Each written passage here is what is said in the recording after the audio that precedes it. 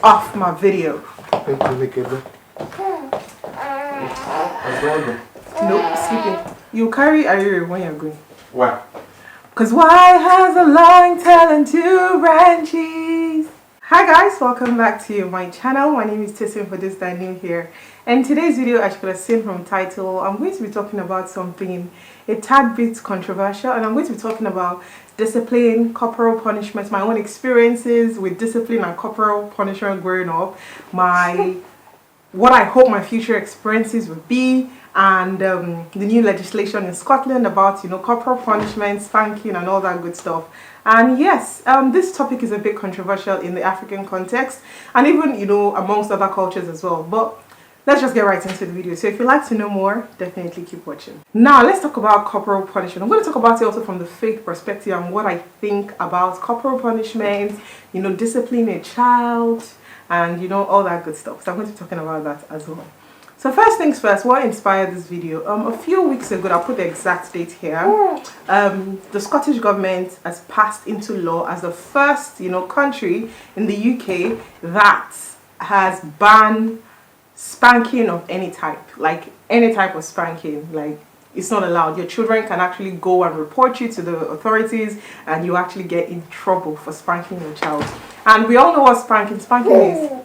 Spanking is beating them on their butt, on their back, and all that. Now, okay, my own experiences growing up. Funny how I was cracking the other day on Instagram that I can remember every scenario that I was beaten as a child. I'm going to tell you guys the scenarios or the ones that come to mind, growing up. I'm going to give you the earliest memories that I had of me being beaten by my parents. Now, I think I was about maybe 6 years old. I actually remember this. And I had played so much that day, guys. We had this sofa in our living room. You guys know the sofas of back in the day. If I find a picture, I'll insert it. Those sofas that if water should pour on it before they dry, you have to take the entire sofa out, like cloth sofas. That kind of sofa that we had. I played so much that day, and then I slept off on the couch in the living room. And then your homegirl, I bedwetted on that couch. I bedwet on that couch. And then my dad had visitors over, and then I think his friends were like, oh, they tried to carry me to go into the room, and there was a patch of urine on the sofa. And I'm sure my dad was so embarrassed, but he didn't say anything. As soon as the guest left, my dad came to come and meet me like, why did you, I was already 6. It wasn't like I was being potty trained. It was like, why did you pee on the couch? Where did you learn all that from? A rhetorical question. And I said it was the house help, domestic staff. I said, she was the one. I said her name. Let's say her name is Tosin. I was like, it's Auntie Tosin that taught me how to bedwet. My dad was like, like, what are you saying? I was like, yes, it's Auntie Tosin that taught me how to bedwet on the couch. Obviously, that was just a lie as a child. You guys, my dad beat me so much that day. Like, I know the funny thing that as a child, he might have just beat me like maybe with cane, like 4 times on my hand. But as a child, the memory was it's so vivid in my head. I remember that I cried so much that day. My mom was just begging me that it's okay. Why did you go and lie? They were just asking you a question that did not require an answer. They beat me. So that's another one. That's one. Another instance that I remember growing up was when, oh God, I was such an interesting child. My mom was growing this, she had a tomato, what would I call it, like a tomato vegetation behind our house. Now, our house then was a duplex, and then we had a boys' quarters, and it was empty. No one lived in the boys' quarters. So behind the boys' quarters, she used to plant like her tomatoes. She was planting different things, beans. My mom used to do a lot of agricultural stuff. I think she was just exploring that side of her. So she planted it there. And then my cousins that come from out of state, and we're so excited. You guys know Gino now. That's tin tomatoes, the puree tomatoes, the can. I went to go and take it. We got yam from the house. We took sticks together. We started doing, food and nutrition. We cooked at the back of the thing. We cut my mom's tomatoes. We mashed it. We put spice, everything. Now, the foolishness of a child, instead of us to have looked for somewhere else to do all of that fire stuff, we did it behind the boys' quarter. And you guys, the thing went up in flames. The entire wall of the back of the boys' quarter, which was a cream building, became black. So my cousin's mom, she was looking for us, and then she came and then she saw us. So when my parents got back, she was like, and I begged her not to tell my mom. Well, she did. And then she told my mom that they should go and look at the back of the boys' quarters with that Tosin, and I was the eldest out of me and my cousins. That Tosin and her cousins, they've gone there and they were doing, practicals. Oh Lord, oh no, shaggy, similar. Then I was like, maybe I was like 10, maybe 10 or 11. My parents, I don't know if it was my dad or my mom, like I think it was my dad, they flogged my life that day. So the experience scarred me. So that's one. I'm going to tell you another one and we'll go right into the video. Actually I have two more stories. Another experience that I had, with beating me growing up. I think this one I was a bit younger, probably by 8 years old. I don't know if you guys remember like fall like a mango tree. So that means you're gonna stand or maybe like in a bed or a couch, and then you put your hand by your side like a tree, like stay still, and then you fall over. So I don't know even where I learned all these strange things from. So I went to stand on my dad's bed, on my parents' bed, and I was now doing fall like a mango tree. I'll fall back, I'll go back, I'll do it again. But it was on a Saturday morning, they were doing environmental cleaning. So my parents were out of the house, they left me unattended. That's how your home go. Like I was having so much fun, and then I now did one that I now hit my head, hit my leg. In fact, I had bruises. And as I said, the foolishness of a child, instead of me to just go and cry to my mom and tell her that, I hurt myself, I just remember that we had one first aid box at home. So I don't know if I thought that, putting iodine, iodine solution, and I think GV would help me, will make it, better. Because as soon as I put the thing with cotton wool like this on the injury on my leg, I screamed so much. My parents maybe thought something had happened. They ran into the house. By the time they realized that it was because I fell and I was trying to, help myself, they beat me on top again. Fam. Oh, Lord have mercy. They beat me again. So that's another scenario. Another scenario that I actually remember again was I was a bit older then. Maybe I was like maybe 13. Yeah, I was probably like 13. And my brothers were still in primary school. I was probably maybe in just 3 or something. Maybe 13. Maybe 13, 12, thereabouts. And my brothers were still in primary school. We had this reservoir in our house. Like, I don't know if people that have lived in Nigeria, a reservoir is like a swimming pool that is covered up.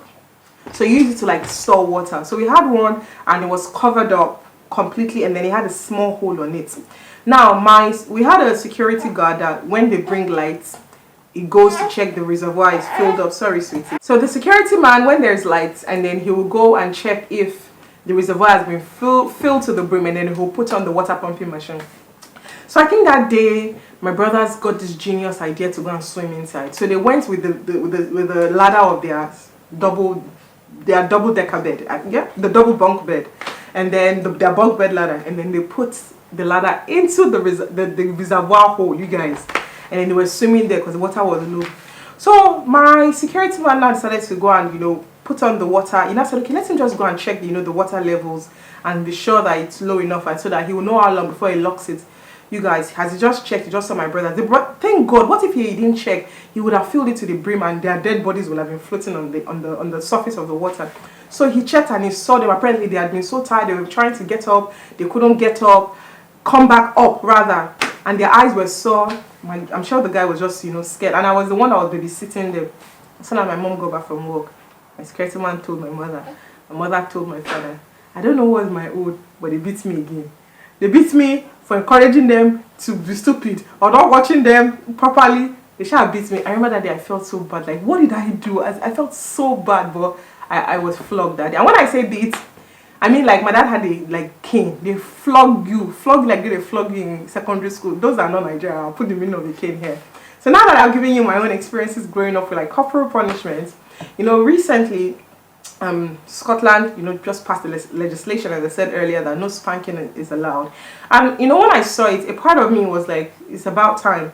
And this is because I feel that a lot of us, because of the environments that we're brought up with, which is the same one our parents were brought up with, we don't know better.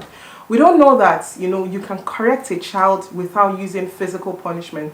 And I know a lot of people will be like, but as a Christian, the Bible says spare the rod and spoil the child.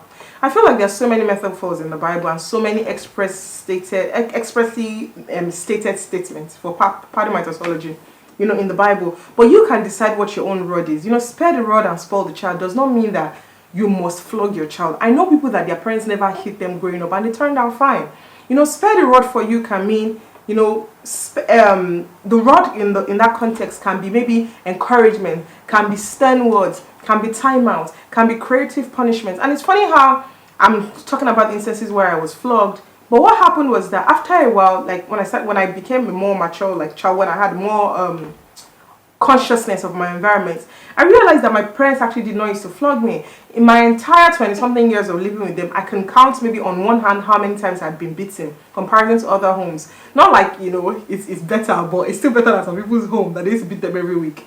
And I found out that when as a child, if they had spoken to me, I cried more than when they flogged me. So I feel like, there are ways in which you can discipline a child, which I'm still going to get to later. So yeah, I was like, it's about time that, they put a law, because as I said, people from the African context, we tend to abuse it. And I'm not just going to limit it to even Africans.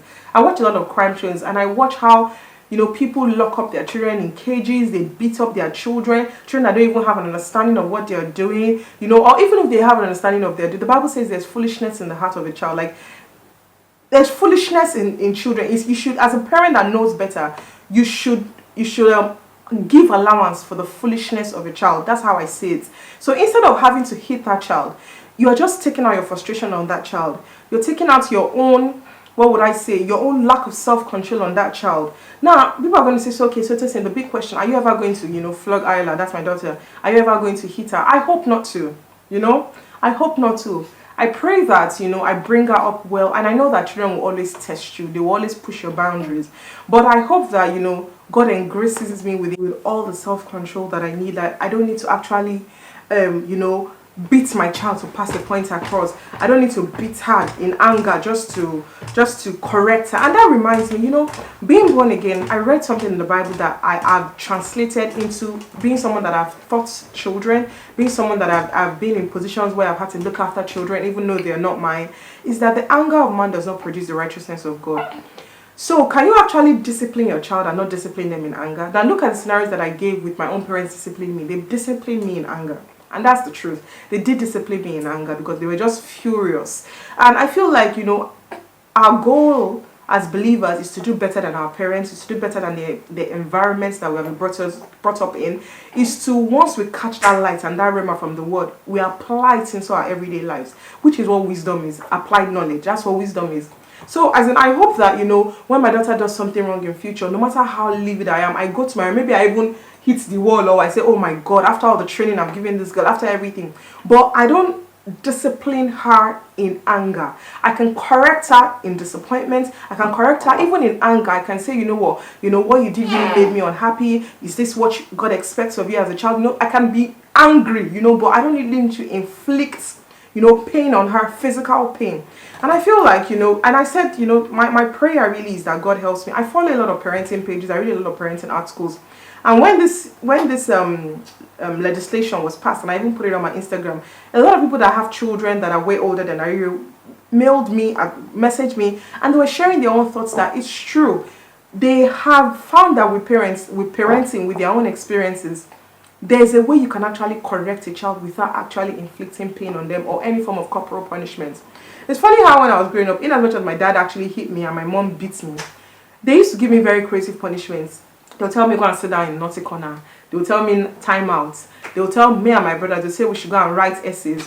We should go and write what we did, how we made the person that we hurt feel. And I feel like those even impacted more change in my personality than the physical flogging that they did to me. Do you understand? Now, obviously, I hold no resentments to them for them, how they, brought me up. I think I'm a fine young woman. My parents did a good job, But they could be better. And I hope that also my own child too will grow up and do better than I would do, because I will also make mistakes. Because no one is perfect, but we don't need to make the same mistake that our parents have made or the same mistakes that other people make. So now, as I'm speaking to you, I want you to go in the comment box and tell me what your thoughts are on, corporal punishment on children. And I said children, I'm not talking about teenagers. I'm not saying you should beat your teenage children. I even feel that's even you're humiliating them. Yeah, I don't know. I don't think you should hit your teenage children. So you shouldn't even hit anybody. So for children don't have the wisdom that you have. Even when they are stubborn, I don't like using negative words on children. Even when they act stubborn, even when they're acting out of character, even when they say, oh, terrific twos, like, the world system says terrible twos. I choose to say terrific twos. Like when they're 2 years old, and that's where they start to explore and push their limits. There are ways, I'm sure there are ways, if you just sit down, allow the Holy Spirit to inspire you, there will be ways in which you can discipline your child void of physical beating. You know, you don't need to agree, and that's the beautiful thing of being a modern Christian or a Christian in this dispensation. We can all agree to disagree. I'm not saying that people should not start arguing in the comment box, but if you're for the motion of, you know what, there are more constructive ways in which a child can be disciplined, let me know your thoughts below, how you've applied this as a parent. And if you have thought to lie, if you know Koboko, they're here, they're not the here word, let me know as well in the comment box below. I know there's something else I wanted to share concerning this topic about, you know, spanking children and all of that. Now, for the legal system, you know, people will say that, oh, the government is just trying to control, you know, our lives, and they should allow people to do what they want to do. I understand that school of thought, but my own question also now to the government is, if your child can sue you and the states can press charges on behalf of the child, when you discipline your child, in quotes, when you spank them, if your child also hits you, because I know children that hit their parents, what's the repercussion? Are they also going to go to juvenile camp? Because I feel like there needs to be a balance when laws like that, you know, go into the world. When you make such laws on your citizens, what happens to abusive children that insult their parents, children that slap their parents? I've seen instances in the city center where a little boy will be kicking his mom. Do I also get, since we're going to be treating them like adults, like they have a right to, you know, prosecute them, am I also allowed to go and report my child? Obviously, I know parents will never do that, but I just want to know what the balance is in the legal system concerning those gray areas and all of that good stuff. So yeah, I've given you gist. I've talked about corporal punishment. I've talked about disciplining a child. I've thought about my own thoughts from the Word of God. I've talked about a couple of other things, and I'm sure there's some things that I missed that when I'm editing the video, I'll be like, I should have said. But just so that this video is not too long, let me know your thoughts in the comment box below. And shout out to you guys. We're now 60k plus strong. We hit 60,000 subscribers earlier this week, and I'm so grateful, guys. You guys are awesome, and you guys were on the roll. We're going to get to 100,000. I took a hiatus from YouTube for like 2 weeks because you guys, I'm working on a project which I will soon tell you guys about, and it's been taking my night and my day. So I just said, you know what, balance. I'm a mom, I'm a wife, I'm a homemaker, I'm a business owner, I'm an entrepreneur, I'm a YouTuber, I do consulting on the side. I'm so busy, but we're gonna make it work, and we're going to make it work. So yeah, thank you guys so much for watching my video. Please send this video to your friends and let me know your thoughts in the comment box below. I love you guys. Until next time, stay blessed. Bye bye.